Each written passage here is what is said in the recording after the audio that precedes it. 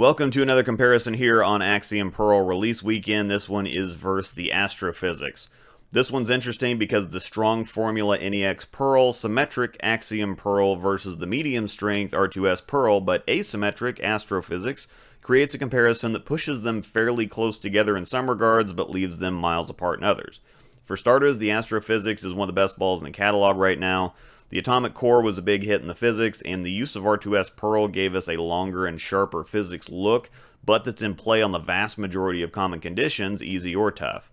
The medium strength quick response cover with the quick revving and dynamic core create a very readable and obvious shape on the lane. There's never going to be any confusion over what it's doing.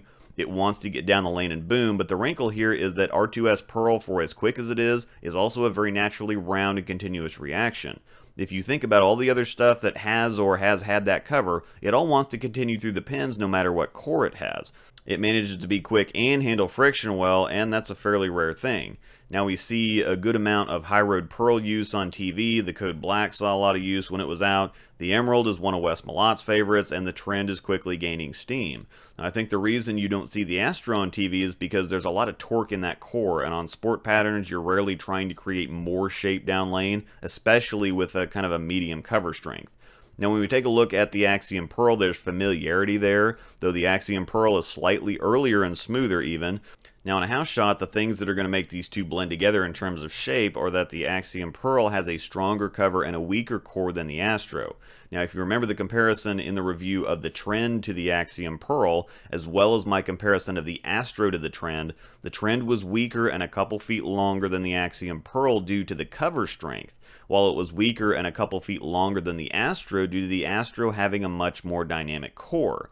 Now, in a house shot, you're going to see some similarities. However, when you get in a situation where the cover strengths are much more important, that's when you're going to see the big differences. The heavier the volume and the longer the pattern, the quicker you're going to see the Astro weaken, and while the Axiom Pearl will as well, it won't do it as quickly because NEX is a much stronger formula than R2S.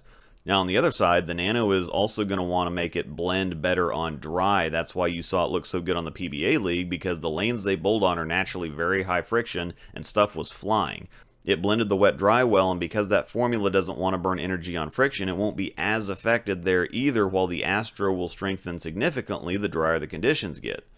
This isn't saying it's necessarily better than the Astro because the natural blending tendencies will mute transition a little more, but that also makes it earlier and smoother, which can make it be flat sometimes. When you need boom and a dynamic look on the lane, something that'll breeze through the fronts and that you can trust to pick up and go down lane, the Astro is going to be the pick there. I use mine a ton and already have a backup on the way. Thanks for watching, and may the strikes be with you.